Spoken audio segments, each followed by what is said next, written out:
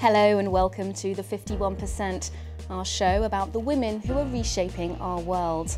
Coming up, we talk to lawyer Natalie Dreyfus about internet harassment and why the virtual space is facing a legal quagmire when it comes to sexism online. And in China, the minority Muslim community is offering an example of gender equality, even at the mosque. Finally, Madonna gets behind Pussy Riot as the feminist punk activists back an amnesty campaign in New York.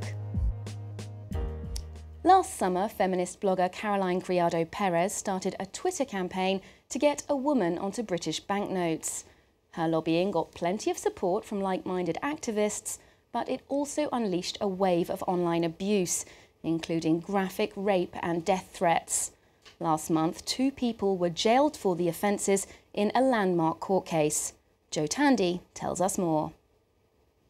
After protests, an online petition and the threat of legal action, Caroline Criado-Perez's campaign paid off.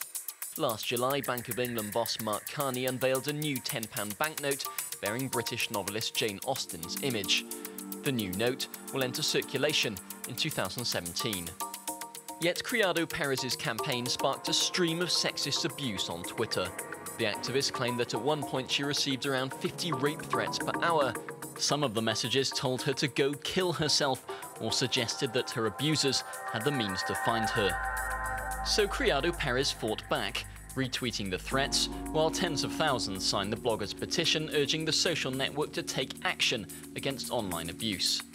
In response, Twitter UK boss Tony Wang said the site takes online harassment seriously, and in August the company rolled out a report abuse button, allowing users to flag up offensive content. Meanwhile, a British court sentenced the man and a woman to 8 and 12 weeks in jail, respectively, for sending Criado-Perez the online threats. Now, we're joined in the studio today by Natalie Dreyfus, founder of Dreyfus Legal Practice and expert consultant in digital legislation. Welcome to the show, Natalie. Thank you for inviting me. So, just going back to that case, we saw this is an example, of course, of online abuse. And Caroline Criado-Perez used the internet as a great tool to rally support for a pro-feminist cause, but there are also dangers and threats posed by the online atmosphere. What would you say those dangers are? Oh, I would say I could see 3 major dangers. First, on the social networks, you can be anonymous. So people can threaten any person and, without being recognized.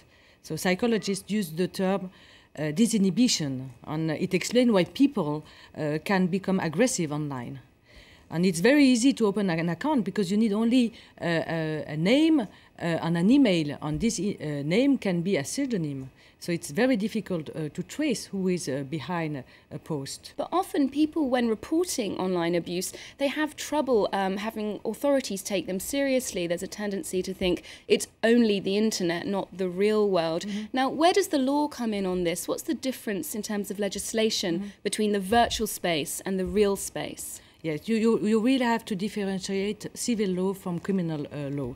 I think that the authorities are really careful about what's going on the internet, especially when young people are concerned.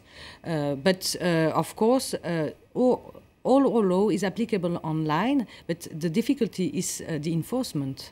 And the European Commission has formed agreements with 17 major social networks to ensure young people are better protected online. So EU legislation will not change soon, not before 2015 and after the European elections. Now, coming back to the case at hand, we saw the case of Caroline Criado-Perez.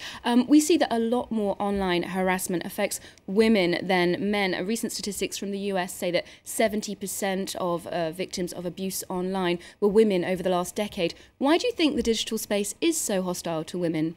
I think the digital space reflects the real life. Women are more harassed in the real life as well, and but also on the internet it's always more easy. It's easier because of anonymity.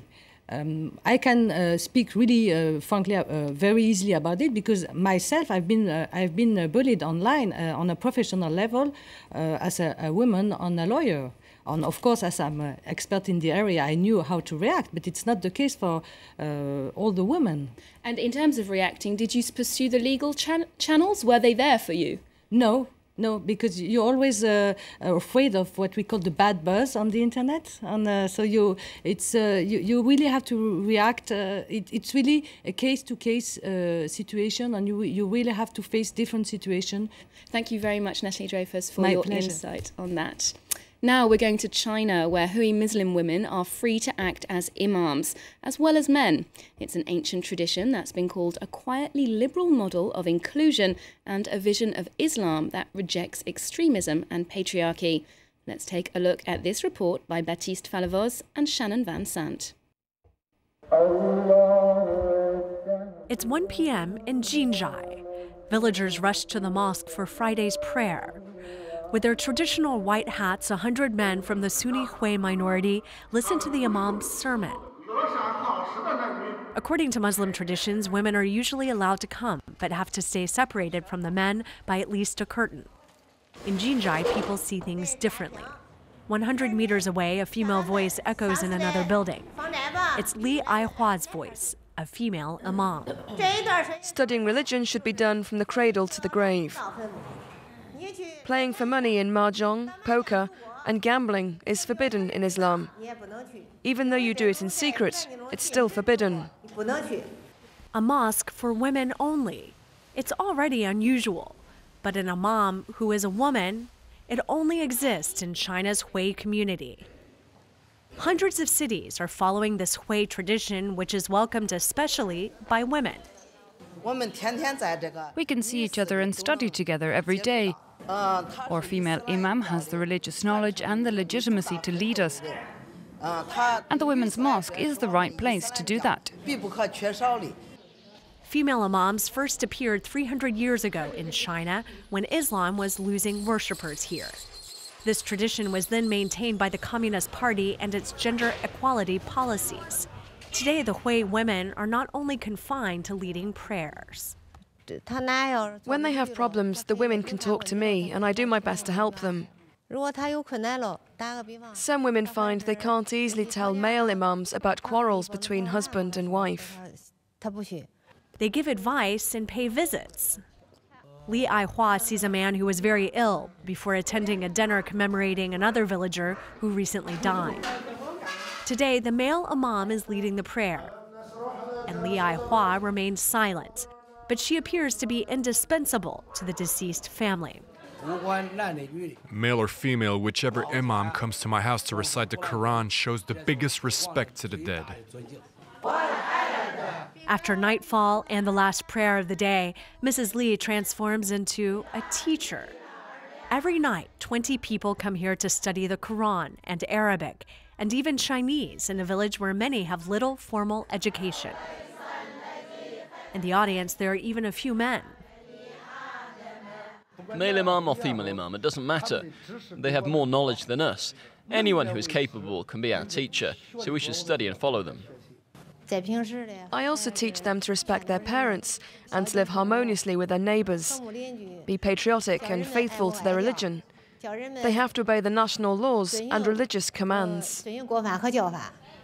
These cautious and controlled speeches guarantee a certain amount of freedom to the Hui minority. Its 10 million members are seen as a model of integration in Chinese society, far from the tensions between the Communist Party and Uyghurs in Xinjiang province. Two of the members of the punk protest group Pussy Riot took to the stage in New York.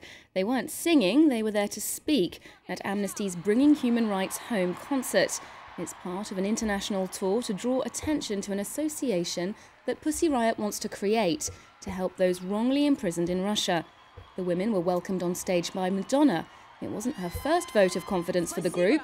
The singer had publicly voiced support for them when she was in Russia, garnering criticism from the authorities in St. Petersburg.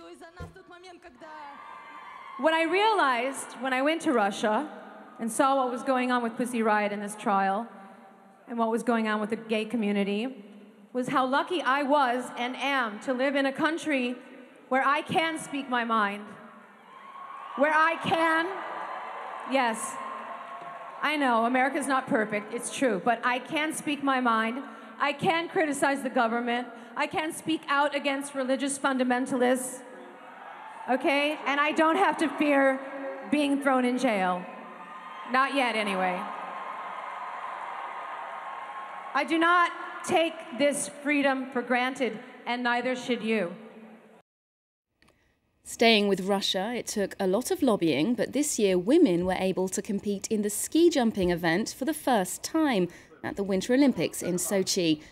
As a discipline, women's ski jumping has been around for 150 years, but the Olympic Committee had been reluctant to include it in the Games until now.